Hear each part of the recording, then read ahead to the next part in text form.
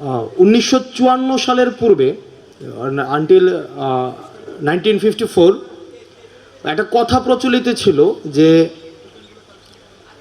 মানুষের বডি আমাদের body prepared না 1 মিনিটে, মানে আমাদের 4 মিনিটে 1 কিলোমিটার দৌড়ানো পসিবল না।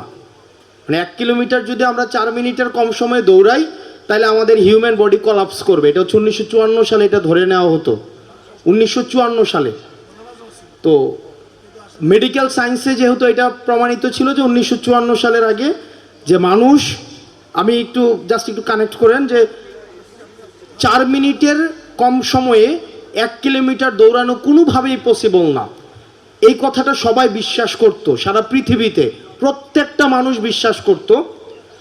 তখন রবার্ট ব্যানিস্টার নামে একজন ব্যক্তি ছিলেন, উনি মেডিকেলে পড়াশোনা করতেন।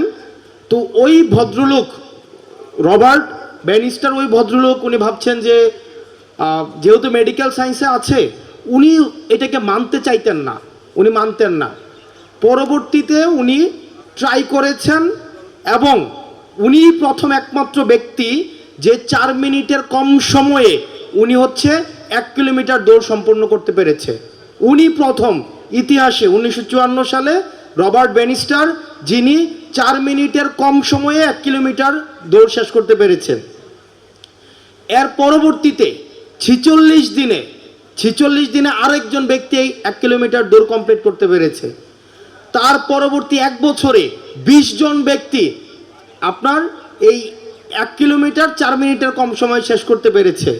তো তার মানে কি 1954 সালের পূর্বে মানুষ কি এটা ট্রাই করে নাই?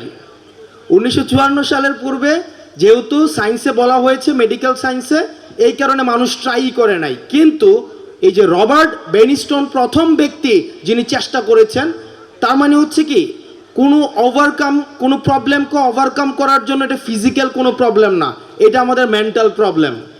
এই মেন্টাল প্রবলেমটা যদি আমরা ওভারকাম করতে পারি তাহলে যে কোনো কিছু পসিবল। যেমন এই যে আজকের এই প্রোগ্রামটা আমাদের স্কুল 1918 সালে হয়েছে, এটা হচ্ছে 2025 সাল, 107 বছর হয়েছে। কিন্তু এই ধরনের প্রোগ্রাম কয়টা হয়েছে? কয়টা হয়েছে? এটা হচ্ছে প্রথমবারের মতো আজকে আমরা একসাথে হতে পেরেছি। সেটার জন্য আমরা সবাই একটা জোরে হাততালি দেই। আমরা প্রথমবারের মতো। তা আশা করি এই প্রোগ্রামটা, আমরা বিশ্বাস করি প্রত্যেক বছর আমরা হচ্ছে কন্টিনিউ করতে পারবো, প্রত্যেক বছর। যেমন দেখেন, একটা ট্রেন যখন চলে এর সামনে যদি 5 ফিট প্রশস্ত একটা কাঠের একটা ইটের দেয়ালও আসে, পাথরের দেয়ালও আসে, একটা পাথরের দেয়ালও যদি আসে তাও কিন্তু সেটা ভেঙে ফেলতে পারে। কিন্তু ওই ট্রেনটা যখন থামা অবস্থায় থাকে, একটা যদি কাঠের কোনো কিছু জাস্ট চাকাটার মধ্যে থাকে, এটা কিন্তু চলতে পারে না।